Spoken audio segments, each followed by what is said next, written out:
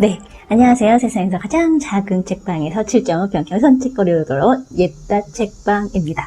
아, 네, 공간을 좀 재배치를 했어요. 그래서 약간 캠뷰가 좀 달라졌죠. 아, 조금씩 서가 정리를 하면서 이렇게 저렇게 이제 가을이니까 사람들이 많이 뜨거운 여름을 보내고 정말 엄청 더웠죠.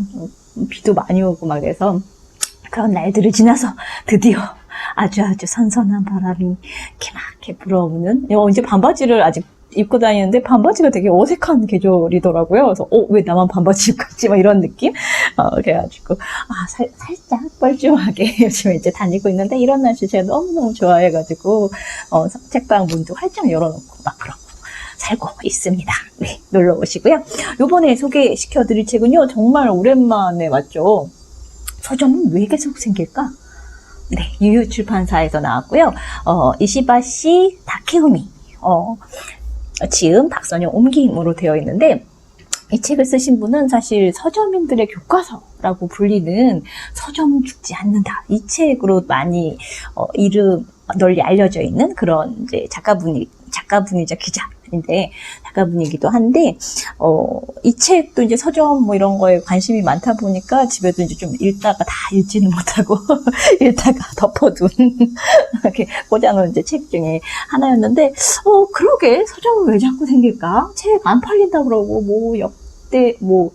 역사상 가장 출판이 불황이라는 여러 가지 책에 관한 독서량도 한 1년에 책 한 권 안 읽는 사람들이 많다도 이러저러한 이야기들이 되게 많은데, 근데도 책방은 계속 생기잖아요. 그러니까 좀 또 이제 도드라지는 책방들도 막 나타나고 있고, 독립서점, 동네 책방, 동네 서점, 작은 책방 여러 가지 이름으로 불리고 또 있는데, 이런 서점들은 왜 계속 생기는 걸까?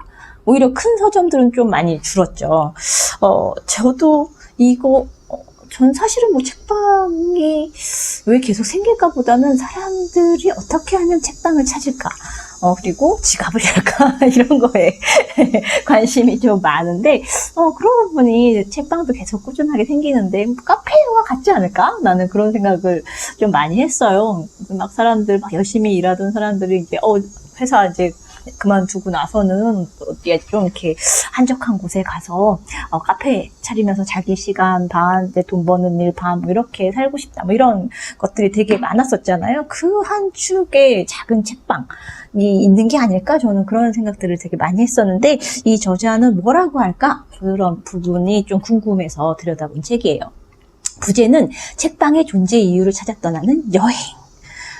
사실은 이 책을 읽으면서는 좀 다양한 이야기를 듣고 싶었는데 그렇지는 않아서 조금 아쉬웠는데, 이 책을 제가 지난주인가 손에 잡고 읽어야지 하면서 이제 들고 다닌 게 거의 한 2주 정도 됐거든요. 근데 잘 안 넘어가더라고요. 글이 이렇게 하거나 이런 게 아니고, 이제 읽으면서 되게 여러 가지 책방에 대한 고민도 있고 이래가지고 여러 가지 생각들을 좀 많이 하면서 읽어서 그럴 수도 있었던 것 같아요.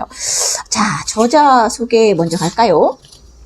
이시바시 다케우미, 출판 서점 전문 저널리스트라고 한 줄로 소개가 되어 있고요. 이렇게 버벅거리네, 오랜만에 하니까. 1970년 도쿄 출생이라고 듭니다. 니혼대학교 예술학부를 졸업한 뒤 유희샤 출판사에서 일했다. 이후 신문화통신사에 입사해 출판 전문 주간지인 신분카 기자로 일하다가 편집장으로 퇴사. 2009년부터 출판 분야 저널리스트로 활동하고 있다. 서점은 죽지 않는다. 책을 직거래로 판다. 이 책도 들어는 봤는데 이 책은 보지는 못했어요. 시바타 시인의 마지막 수업. 네, 이 책 읽다가 이게 너무 눈에 들어와서 어쨌지?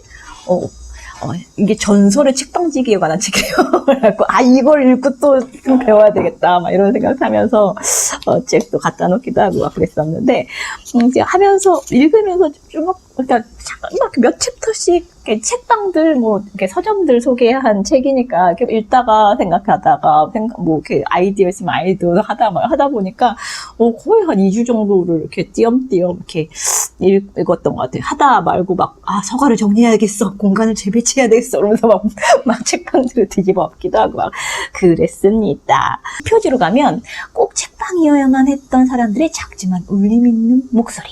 서점은 이렇게 계속된다. 난 어디까지나 내가 하고 싶어서 하는 것뿐이야. 책방은 그 나라와 지역의 자유를 상징한다. 인간이 자유를 추구하는 마음을 가지는 한 그 역할을 담당하는 자는 끊임없이 나타날 것이다. 그런 생각 들었어요. 그래, 자유, 그치, 자유지. 근데, 이 책에서 여기는 아시아 3국?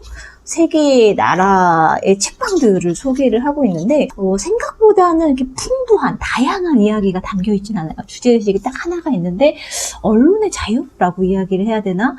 우리, 요즘 세대는 어떤지 모르겠는데, 한 8, 90년대에는 사회과학 서점이라는 책방이 있었어요. 일반 서점과 다르고 대형 교보문고나 예전에 종로서점 이런 데도 있었는데 건대 앞에는 건대글보 이런 것들도 있고 여러 가지가 있었는데 어떤 대학교 주변에 사회과학 책 그러니까 사회과학이 요즘엔 조금 더 풍부해지기는 했지만 예전에는 약간 이제 체제 비판적인 이런 책들을 많이 갖고 있는 책들이 되게 많았어서 그것만 전문적으로 파는 좀 의식이 있다고 해야 되나?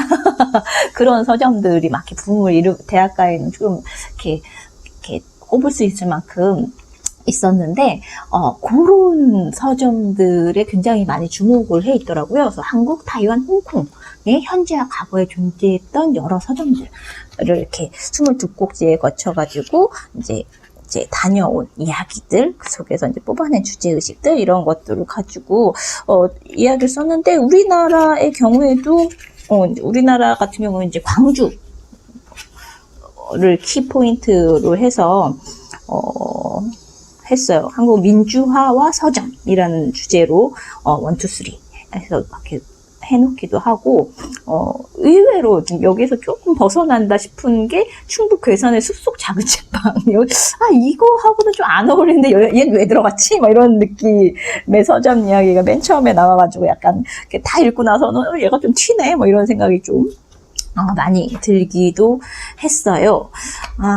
약간 저항의식이 있는 어떤 사회 문제, 체제 문제, 뭔가 억압된 사회에서 이제 서점을 통해서 어떤 사람들과의 관계, 그리고 어떤 의식을 구취시키는 어떤 거점으로서의 역할, 이런 것들에 많이 꽂혀 있는 작가였구나라는 생각을 많이 했는데, 뭐라 그럴까, 지금은 그러니까 한국 상황하고는 조금 많이 좀 떨어져 있다라는 생각이 좀 들기도 했고, 이런 거에 꽂히는 거는 일본 작가이기 때문일까? 이런 생각도 좀 많이 했던 것 같아요. 그러니까 요번 막 도쿄 올림픽 보면서 너무 정말 이렇게 말도 안 되는 일들이 너무 많이 벌어졌잖아요. 그래서 일본은 언론의 자유가 있다고 이야기를 하는데, 그러니까 이렇게 막 국가가 막 찍어 누르고 이런 건 아니겠지만, 근데 왜 견제되지 않지? 저 정부가?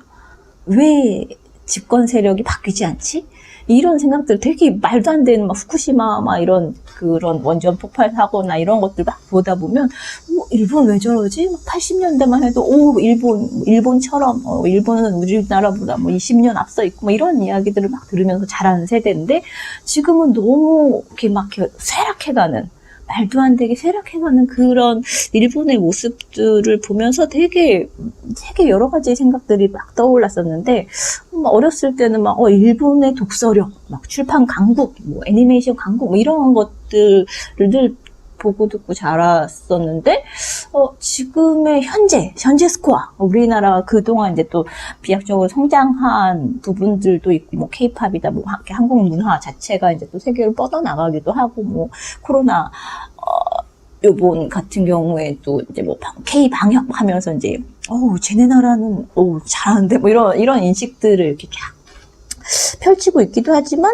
일본은 되게 말도 안 되게, 어떻게 쟤네는 저러지? 우리가 막 이렇게 모델링 했던 그 나라가 맞나? 싶을 만큼 되게 후져지고 있어서, 이 책을 읽으면서, 그랬던, 언론의 자유도 억압받지 않았던 일본은 도대체 왜 그럴까? 이런 생각들도 되게 많이 들었던 것 같아요. 그리고 어떤 사회가 비민주적일 때, 반민주적일 때 사람들은 사실 서점뿐만이 아니겠죠. 그러니까 곳곳에서 어떤 저항의 씨앗들, 그 문제를 제기하고 사회를 바꿔나가려고 하는 사람들이 모이고 싶어 하게 되잖아요. 그래서 뭐 독서 모임이 됐든 꼭 비단 서점뿐만 아니라 책이라는 걸 통해서 또 가져가기도 하고 아니기도 하고 여러 가지 방법들이 있을 텐데 그 부분에 저자가 꽂혀 있어서 그게 되게 조금 신기했어요. 그래서 우리한테는 조금 멀게 느껴질 수도 있고 그런데 지금은 국가체제의 어떤 억압보다는 이제 사회가 워낙 신자유주의적으로 이제 막 치달으면서 거기서 이제 어떤 약자에게 행해지는 어떤 폭력에 대해서 뭐 그런 부분에 대한 어떤 저항, 뭐 여성, 장애인, 뭐 이렇게 여러 가지 뭐 동물권도 마찬가지고 그런 것들을 이렇게 막 모이게 하는 어떤 코드 중에 하나가 또 책이라는 걸 매개로 해가지고 사람들을 모여서 이야기를 하기도 하고 강연을 같이 듣기도 하고 말씀 듣기도 하고 이러고 있는 것 같아서 딱 이렇게 민주화. 정치체제의 민주화라는 그 키워드로 읽어내기에는 약간 오래된 느낌? 하지만 홍콩 같은 경우에 이제 홍콩 요번에 그 시위 일어날 때 어떤 거점의 역할을 했었던 그런 서점과 서점인에 대한 이야기들도 나오고 그래가지고 되게 되게 신선하다 막 자극을 이런 느낌보다는 그렇지 그런 역할도 하지. 그런 사람들도 있었지. 약간 이제 한국에서는, 우리나라에서는 과거형? 처럼 느껴지는 부분들이 좀 많았던 것 같아요. 그래서, 뭔가 서점인의 사명감, 이런 거 얘기하면, 나 그런 거 없는데. 여전히 여기서 난 뭘 하고 뭘 잘할 수 있을까 이런 거 여전히 고민하면서 이런 책 읽고 막 있어서 그렇게 뭔가 비춰지는 소개되고 안내되고 서술되는 그런 이야기들이 막 이렇게 공감이 가거나 그렇진 않았는데 그래도 의미 있게 읽은 것 같아요. 옴기니의 말이 오히려 이제 이 책을 참 잘 설명하고 있구나라는 생각을 했는데 옴기니가 번역가에서 제 박선영 선생님이어가지고 다 읽고 나서 알았어요. 이분이 그분이구나 라고 깜짝 놀랐었는데 이분이 오히려 이제 이 책 제목인 서점 왜 계속 생길까에 대한 어떤 답이라고 할까? 약간 요 책의 기획 의도라든지 어떻게 다뤘는지 어떤 내용을 담고 있는지 이런 이야기들을 잘 이제 소개해주고 계셔가지고 요거를 통해서 이 책을 좀 안내를 하면 좋겠구나라는 생각을 했어요. 옴기니의 말의 제목은 성실한 사명감으로 책과 사람을 잇다. 라는 제목인데 성실한 B 사명감 B 책과 사람을 있긴 있는데 이 둘이 나를 움직이게 하는 건 아닌데 이를 어쩔 이런 생각을 하면서 읽었어요. 서점은 왜 계속 생길까? 서점에 다니는 것을 좋아하든 그렇지 않든 한 번쯤 궁금해할 만한 질문이다. 그렇죠. 이웃나라 일본, 대만, 홍콩뿐 아니라 우리나라도 전국 곳곳에 서점이 계속 늘어나고 있다. 그러니까 인터넷 서점이 이게 확 이렇게 뜨기 시작을 하면서 사실 대형 서점들은 좀 많이 줄기도 했죠. 중형급 정도가 많이 무너져 내린 것 같고, 오히려 이제 아예 크거나, 아예 특색 있고 조그만한 곳이거나, 그래서 이 책 읽다가 저희가 7.5평이잖아요. 그래서, 우리가 그렇게 작은 게 아니네. 이런 생각도, 많이 했어요. 특히 동네 책방이라 불리는 개성 있는 소규모 서점이 서울에만 해도 수백여 개에 이른다니 조금 과장하면 거의 동네마트 수준이다. 이렇게 얘기를 하시면서 책만 팔아서 수익 구조로 남기기 어려운 현실이 익히 알려져 있음에도 후미진 골목마다 작은 서점이 하나도 생기고 동네 사람들과 함께 묵묵히 그 자리를 지키고 있다. 1년에 책 한 권 읽지 않는 시대에 동네 책방이 생겨나는 것도 신기한데 버티고 있는 것도 신기할 따름이다. 그렇죠. 그렇다면 왜 하필 서점일까? 이런 이제 질문을 던지고 사람들은 왜 동네 책방으로 모이는 걸까? 이런 이야기들 속에서 쭉 얘기하면서 왜 사람들이 이제 스마트폰 중독을 일으킬 정도로 이렇게 여기에 빠져 있을까라는 거를 이분은 소통이라는 코드를 가지고 와요. 왜 하필 다른 많은 기기들이 있는데 왜 하필 전화기에 그 모든 기능이 다 들어갔을까? 사람들은 소통을 원하기 때문이다. 이런 이야기들이 있어서 되게 신선하게 봤었는데 그러면서 이제 이 책을 소개를 해주시죠. 이 책은 동네 책방을 운영하는 서점인 그들을 둘러싼 사람들의 이야기지만 동아시아의 급변하는 역사 속에서 정치적, 사회적 메시지를 전파하는 역할을 맡아온 각 나라의 서점인의 생생한 목소리를 담았기에 중요한 의미를 지닌다. 그래서 요 부분이겠구나 라는 생각들이 들어서 여기 딱 했고, 특히 이제 24시간 열어두고 갈 곳 없는 사람들의 쉼터가 되어주는 서점도 있고요. 책 한 권을 사서 읽는 소중함을 일깨워주는 서점도 있었고요. 국가 간의 가교 역할을 하는 서점, 지역 문화, 특산물을 알리는 서점, 대범한 소신으로 혐오책을 소개하는 서점, 민중의 상징이 된 서점, 민주화를 위해 싸웠던 서점, 그리고 홍콩의 시위에 주축이 되는 서점.